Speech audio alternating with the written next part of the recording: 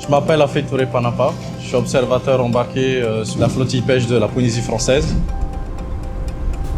Le métier d'observateur sur un thonier consiste à recenser toutes les espèces qui sont pêchées par le thonier.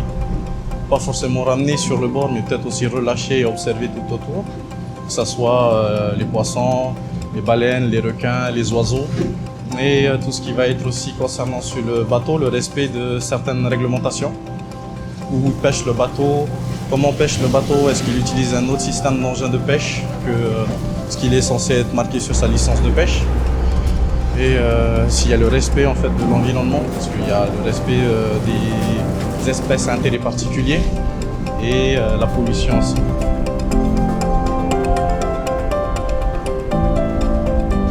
Le principe de la pêche à la palante, c'est vraiment de cibler les espèces qu'on veut pêcher et en fait avoir une sorte de pêche durable, on va dire. Parce qu'on n'est pas là comme des gros seineurs où on ramasse tout. Non, nous on est là, on nous donne, on ramasse ce qu'on nous donne et si on a, on est content, si on en a, voilà. Après, c'est vrai que des fois on peut ramener des juvéniles, des petits poissons, en fonction de la taille, s'il est vivant, on le ramène à la mer, on ne le garde pas. C'est vraiment pour préserver un petit peu on va dire, les générations futures.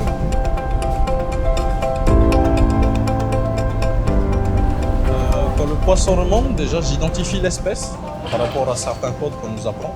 Si c'est un thon blanc, si c'est un thon rouge, un yellowfin. Après, je laisse le temps au marin pêcheur de, on va dire, ratorer le poisson, c'est-à-dire le dépousser.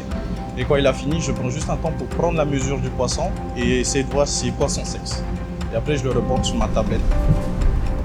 Ça fait maintenant 2 ans à peu près que les observateurs sont équipés d'une tablette avec une application qui s'appelle Holo. Elle reporte en fait tout ce qui est nécessaire à l'observateur.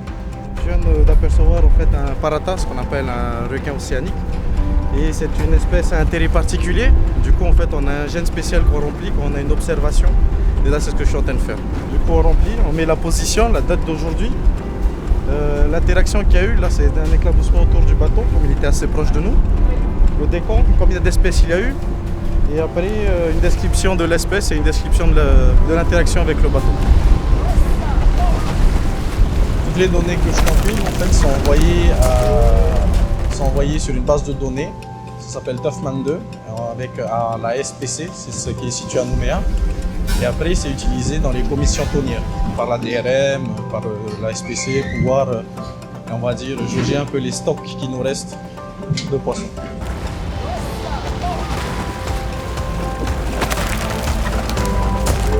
Je reste en mer comme l'équipage. Minimum de 2 à 3 semaines, voire maximum 1 mois. Du coup, depuis tout petit, en fait, j'ai touché à ce métier, j'ai vécu dedans, je sais ce que c'est et ça me passionne. Je suis passionné par, mais j'aime ça. J'aime mon métier, un beau métier qu'on fait. Parce que on est en mer, parce que j'aime bien être en mer, c'est surtout ça, on va se mentir.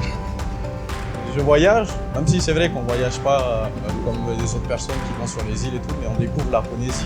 On voit notre Polynésie en long, en travers et en large. Et en fait, en même temps, on travaille aussi pour la protection de nos eaux. Parce qu'on est là, on observe, on fait des rapports s'il y a des problèmes. Et après, on délègue aux personnes, aux autorités qui sont à même de pouvoir prendre position par rapport à ça. C'est un métier passion. Pas venir pour ok je veux me lancer dedans parce que voilà j'ai besoin d'argent. Non. Tu viens dans ce métier, tu viens dans ce monde en fait, c'est vraiment pour être passionné. Parce que sinon tu ne tiendras pas longtemps.